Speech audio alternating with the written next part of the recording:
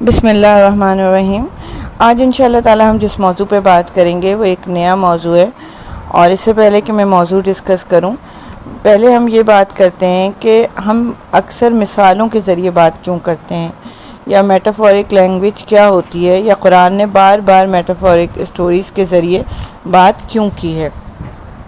جو اس کی چند خاص خصوصیت ہے، اس کی وجہ یہ ہوتی ہے کہ کوئی مثال بیان کرنے سے اس خاص آدمی کی توجہ جس کا مسئلہ ہے دوسری کہانی کی طرف ہو جاتا ہے،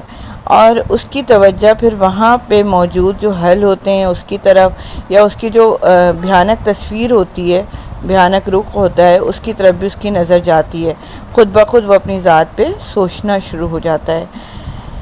اصل میں آج ہمارا ٹاپک ہے سورہ اعراف کا آیت نمبر 175، اور پہلے ہم ترجمہ لے لیتے ہیں تو اور اچھے طریقے سے ہمیں یہ سمجھ آئے گا۔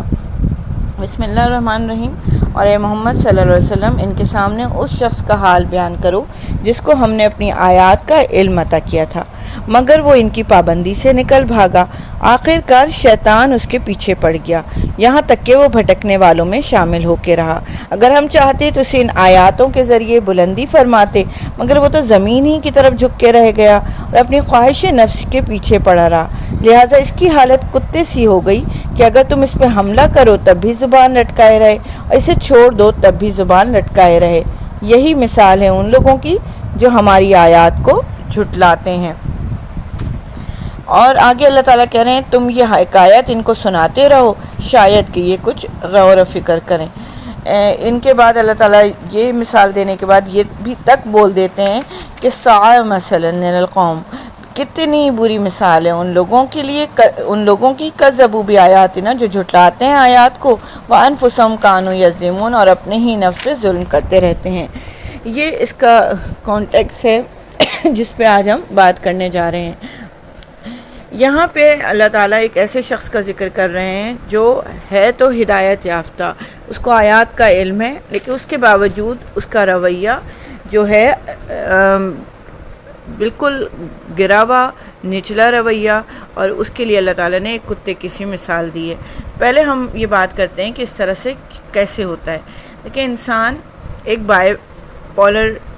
شخصیت ہے۔ ہم بائی پولر کو اس طریقے سے سمجھ سکتے ہیں کہ کوئی انسان بیک وقت خوش ہوتا ہے اور بیک وقت بہت زیادہ افسردہ، باہر بہت خوش اخلاق ہوتا ہے، اور وہی آدمی کسی شخص کے ساتھ یا اپنے گھر میں بہت بد اخلاق ہوتا ہے۔ اسی طریقے سے کوئی شخص باہر بہت ہنسنے ہنسانے والا ہوتا ہے، لیکن وہ اپنے دل میں ہر وقت افسردہ رہتا ہے، اداس رہتا ہے، اور اس کا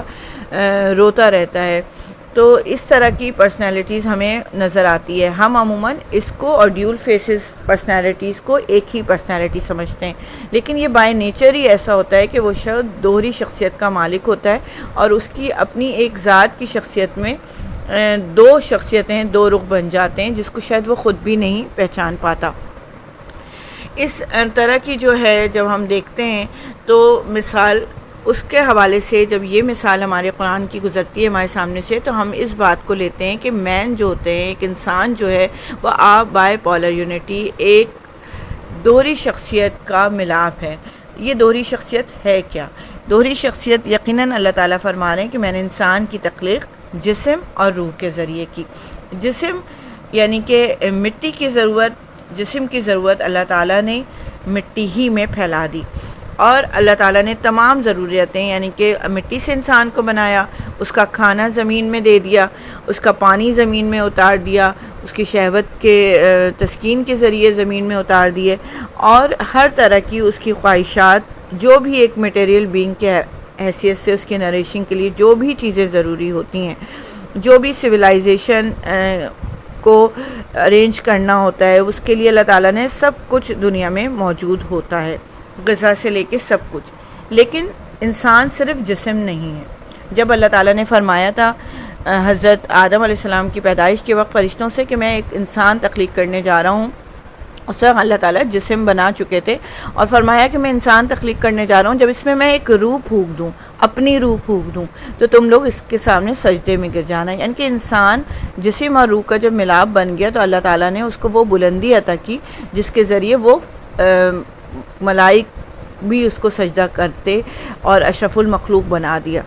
تو یہاں روح کی ضرورت کیا ہے؟ روح کی ضرورت اللہ تعالیٰ نے اوپر ہی رکھی. حضرت آدم علیہ السلام کو سورہ بقرہ میں آتا ہے، دنیا میں بھیجتے ہوئے اللہ تعالیٰ نے کہا کہ آپ کو علم الاسماء تو عطا کر دیا، ان کی عقل و دانش اور وہ پہچان، وہ چیزیں دے دی، اس کو وہ صلاحیتیں دے دیں جس کے ذریعے وہ ناموں کا علم رکھے اور اس کے ذریعے دنیا میں اچھی زندگی گزار سکے. لیکن اس کو اللہ تعالیٰ سے کنیکٹ رکھنے کے لیے اور اس روح کو مسلسل غذا فراہم کرنے کے لیے اللہ تعالیٰ نے کہا میں مسلسل تمہیں اوپر سے اس کے لیے کنیکشن میں رہوں گا، نبیوں کے ذریعے اور بکس کے ذریعے اور اپنی ہدایات کے ذریعے، وحی کے ذریعے، اور تم اگر اس کو مانتے رہو گے تو بحفاظت جو تمہارا آبائی گھر ہے جنت، تم یہاں بحفاظت اپنی پوری نسل کو لے کے واپس آ جاؤ گے.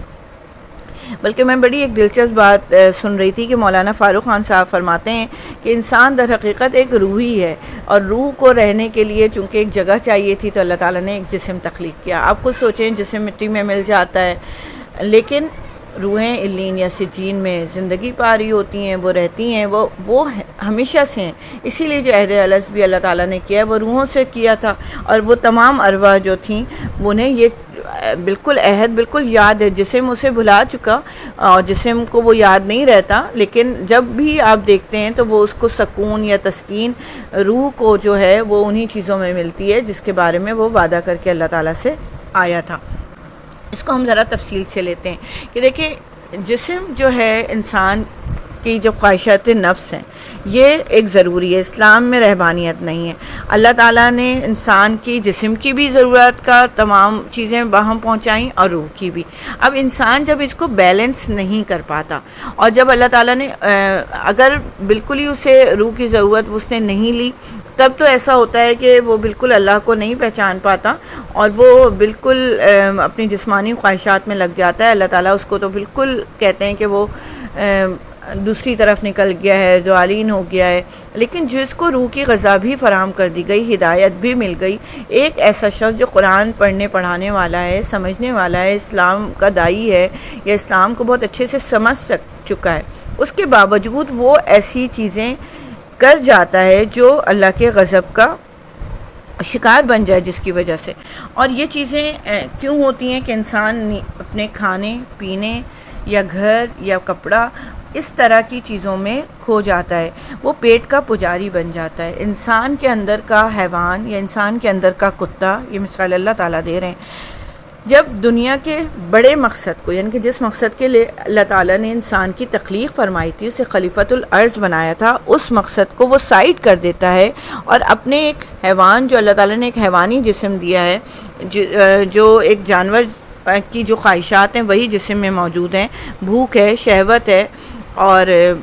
بس اپنے بارے میں سوچنا ہے. جب وہ اسی میں لگا رہتا ہے تو پھر اس کے بعد وہ اسفلا سافلین کی طرف چلا جاتا ہے. اللہ تعالیٰ فرما رہے ہیں ہم تو ہدایت کے ذریعے اس کو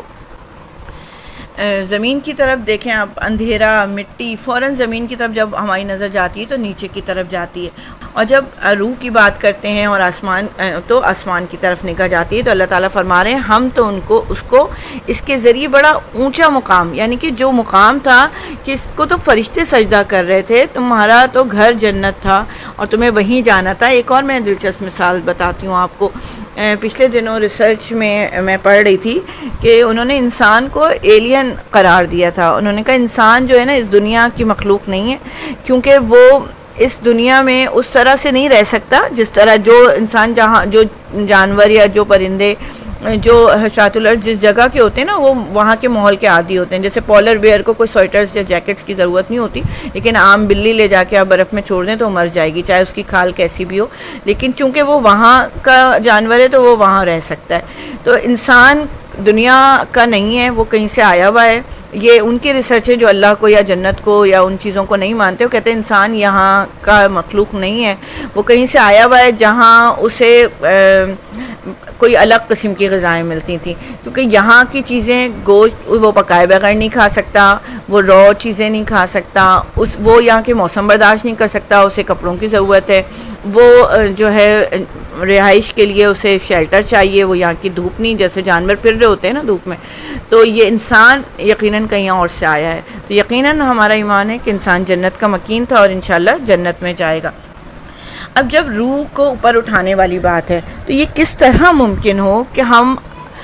جسم کا کنیکشن بھی برقرار رکھیں، اپنا کھانا پینا، شیلٹر، شہوت، اس سب سے بھی فائدہ اٹھائیں، اور روح کا اللہ تعالیٰ کے ساتھ کنیکشن بھی برقرار رکھیں۔ اس کے لیے سب سے اہم چیز یہ ہے کہ ہم اپنی پرائیورٹیز چیک کریں کہ کہیں پہ بھی ایسا تو نہیں ہے کہ ہم نے اپنی جو اہمیت ہے وہ جسم کی غذا کو دینا شروع کر دی ہے، اس کے باوجود کہ ہمیں روح کا علم آ چکا ہے۔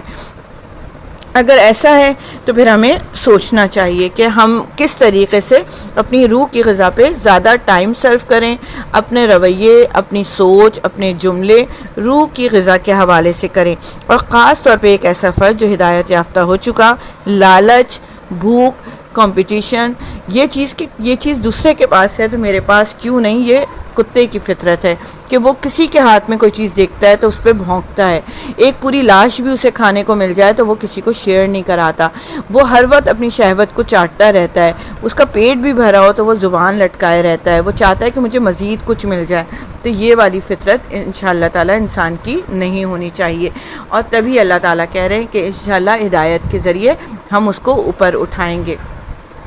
اب دیکھیں، میں صرف پکچر سامنے کتے کی اس لیے دے رہی ہوں، کتنی خطرناک اور کتنی غلیظ چیز ہے یہ، اور جس کی مثال اللہ تعالیٰ نے اپنے اشرف المخلوق کو دلائی توجہ کہ ایک دفعہ آپ غور تو کریں کہ وہ مطلب یہ بھی تو خدا نخواستہ ہو سکتا ہے کہ ہم قیامت کے دن جو ایسا شخص ہو جس نے اپنی ساری زندگی ایک حیوان کی طرح گزاری، اور کیا کھانا ہے، کیا پینا ہے، اور اگلا ڈنر کہاں کرنا ہے، اور باہر کہاں کھانا ہے، اور کتنا شو کرنا ہے اپنا پیسہ، اور کیا پہننا ہے، اس میں صرف کی، تو کہیں خدا نخواستہ روح ہماری یہی رہے لیکن جسم اللہ تعالیٰ ایک حیوان کی شکل کا ہمیں اٹھائیں۔ اللہ تعالیٰ ہم سب کو اس سے بچائیں، اس پہ جو ہے قرآن کے ذریعے ہمیں ہدایت نصیب کریں۔ ایکشن پلان کی طرف جاتے ہیں۔ ایکشن پلان میں سب سے نمبر 1 چیز یہ ہے کہ آپ پہلے یہ لکھیں کہ وہ کیا چیز ہے جو مجھے، یعنی کہ ذاتی طور پہ مجھے، جیسے میں اپنا لوں تو صدف امرین کو کیا چیز نیچے کی طرف کھینچ رہی ہے۔ اسی طریقے سے پھر دوسرا سوال اپنے آپ سے کریں، کیا میں اوپر ہونا چاہ رہی ہوں؟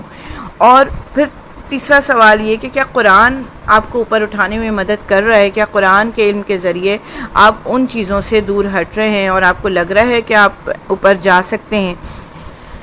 کیا آپ کو مدد کی ضرورت ہے، یعنی کہ قرآن سے بھی آپ اس طرح سے استفادہ نہیں حاصل کر سکے، یا قرآن کی تعلیم کے باوجود آپ کو اپنی زندگی کے مسائل کا حل اس میں نہیں مل رہا، آپ ایک جسمانی چیزوں کی کشش کی طرف زیادہ متوجہ ہو جاتے ہیں؟ اگر ایسا ہے تو اپنے ارد گرد ایسے لوگ تلاش کریں جو آپ کی مدد کر سکیں، آپ کی کوئی ٹیچر، آپ کے مسجد کے امام، آپ کے کوئی دروس کی محفلیں، آپ کے کوئی اسکول آف تھاٹ، کوئی بھی ایسی جگہیں، کوئی بھی ایسے لوگ، آپ کے خاندان کا کوئی فرد جو آپ کو جسم کی ضرورتوں سے نکال کے روح کی غذا کی طرف لے جائے اور اللہ تعالیٰ سے ملائے۔ جزاک اللہ خیراً کثیرا۔ اللہ تعالیٰ ہمیں اس پہ عمل کرنے والا بنائے۔